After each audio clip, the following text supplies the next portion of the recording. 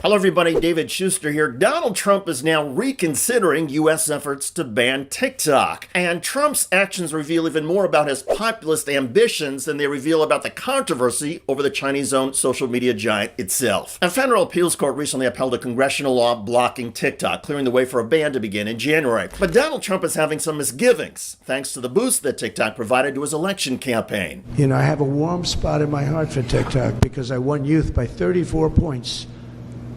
And there are those that say that TikTok had something to do with that. Now, Joe Rogan did, and some of the other people that were recommended by my son Barron, he knew names. I said, "Who is that?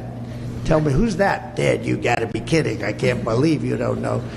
And I did those interviews, and it was actually sort of cute. Do you want to know the truth? But we did them, and that had an impact. But TikTok had an impact, and so we're taking a look at it. But you know, we won youth. Republicans are always 30 points down in youth. I don't know why, but we ended up finishing.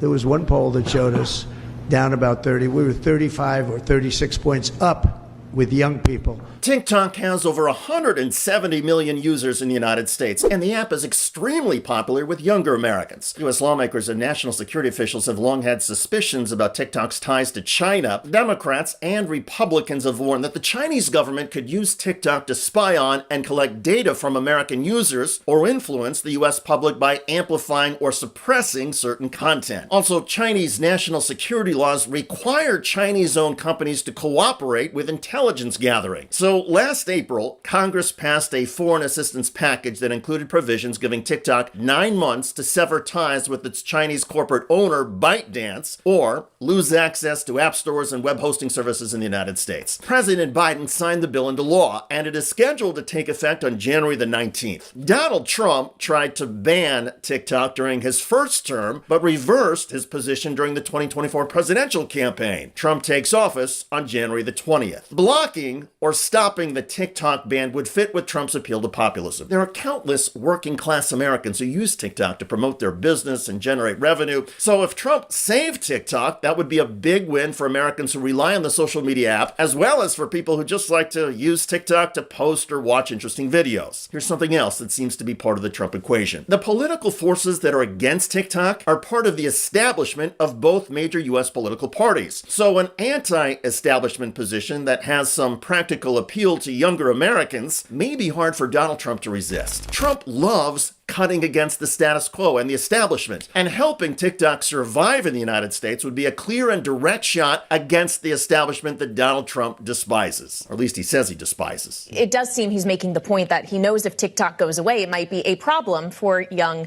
voters. TikTok today asked the Supreme Court to block this ban, but is there anything, considering this was a law passed by both chambers of Congress and signed, that Trump can really do to stop this? There are ways that he can stop this, but the ban technically takes effect the day before he becomes president, so there would probably be at least some temporary interruption.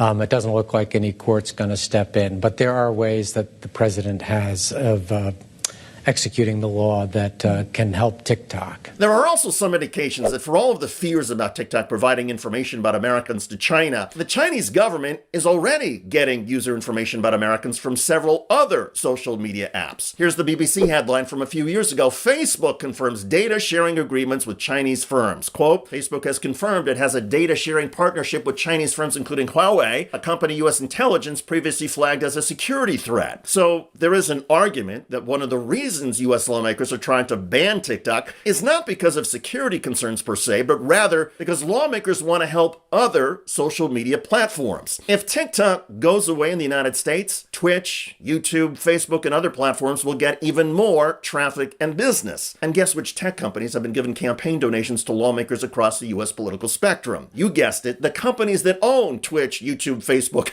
and other TikTok rivals. But the political activism goes even further in some cases, as the The Verge headline says Facebook funded anti-TikTok campaign through GOP firm. Quote, Facebook's parent company Meta has been paying one of the most prominent Republican consulting firms to run a nationwide campaign to sow distrust about one of the company's top competitors, TikTok, according to a new report from the Washington Post. The firm, Targeted Victory, reportedly planted op-eds and letters to the editor in major local and regional newspapers across the country. Now, back to Donald Trump. He has also been the beneficiary of campaign donations from TikTok rivals, but Trump has also gotten campaign dollars from TikTok lobbyists and supporters. And since Donald Trump's election victory, there has been a steady stream of Silicon Valley CEOs visiting Trump in Mar-a-Lago. Here's the Axios headline. Everybody wants to be my friend, Trump brags after tech CEOs seek audiences. The tech requests for friendship are a bit of a change from Donald Trump's first administration, when the tech CEOs and Donald Trump seemed to be constantly fighting each other. The bottom line is that Donald Trump has even more power now over Silicon Valley companies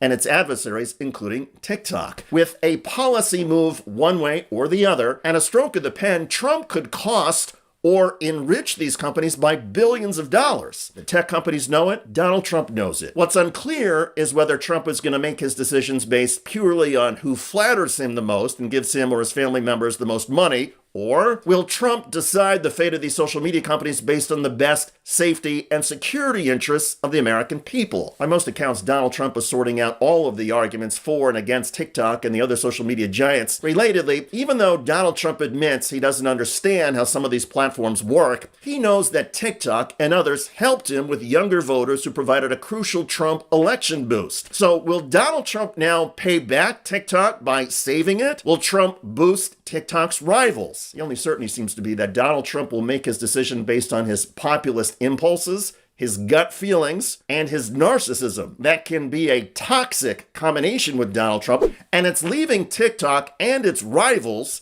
even more uncertain and anxious. I'm David Schuster. Thanks for joining us.